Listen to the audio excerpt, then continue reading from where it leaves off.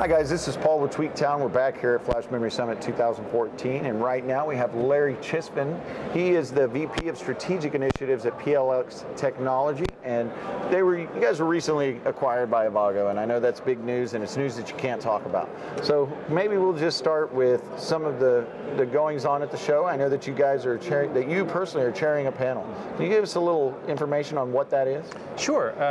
The panel is directed at designers and architects, and if you're a storage designer who's used to rotating media, if you know you've got SSDs, what can you do differently? What can you do better? What can you eliminate? What can you add?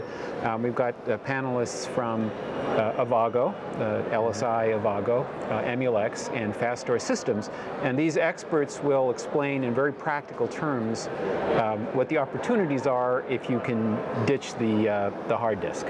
Excellent, and some of that kind of also ties a little bit into NVMe. NVMe has come along, and with PLX being the #1 supplier of switches and bridges for PCIe applications, right? NVMe is almost a windfall for you guys. It's coming down the pipe. It's fortuitous, certainly.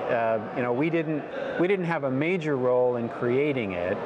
It was more a peripheral role, but it turns out that because it's PCI Express and because all the PCI Express devices need to be hooked up together, NVMe has made a major shift in our business.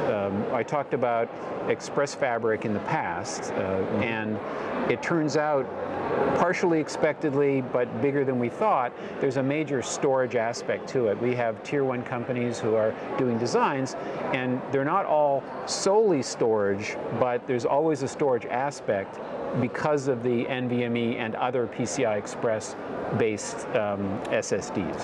Yeah, and one of the some people have pointed it out as a weakness with NVMe, but they're really addressing it in a new spec, is global namespace, which allows multipath and failover. So that should tie into what you're doing as well, correct? Yeah, so there's a number of things. NVMe it's still early days, and there's a number of things that the NVMe spec hasn't addressed, what you said plus some others, to make it completely replace some of the others, like SAS, for example. Exactly. So it'll take a few years, but they'll get them all repaired.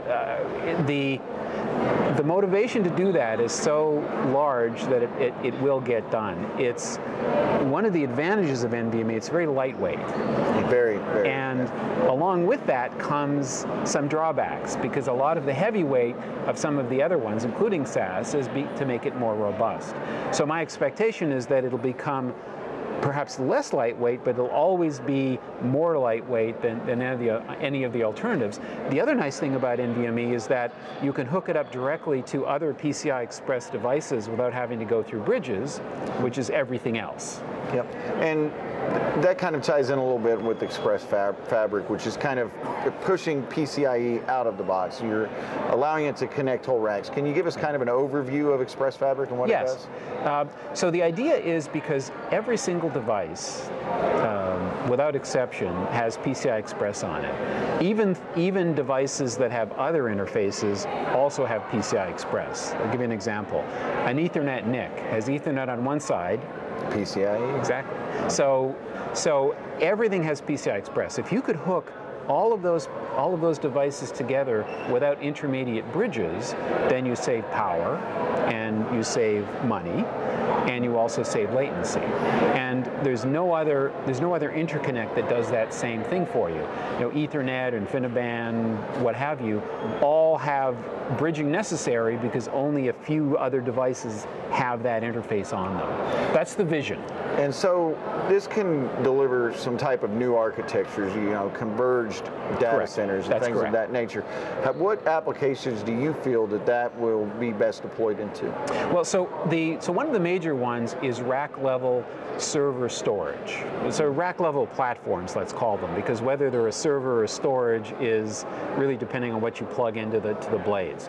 So at the rack level, that's really one of the major ones. We're also seeing uptick in test equipment. PCI and PCI Express are already big there, so that's another application. Any kind of a storage, either a storage appliance or a storage card, are all applications that Express Fabric show well in. And Express Fabric also has the advantage of having, and NVMe as well, that continuing move into PCIe as it progresses. And of course, PCIe 4.0 has to be on the roadmap somewhere. Can you give us some words about maybe the future of PCIe in general? Sure.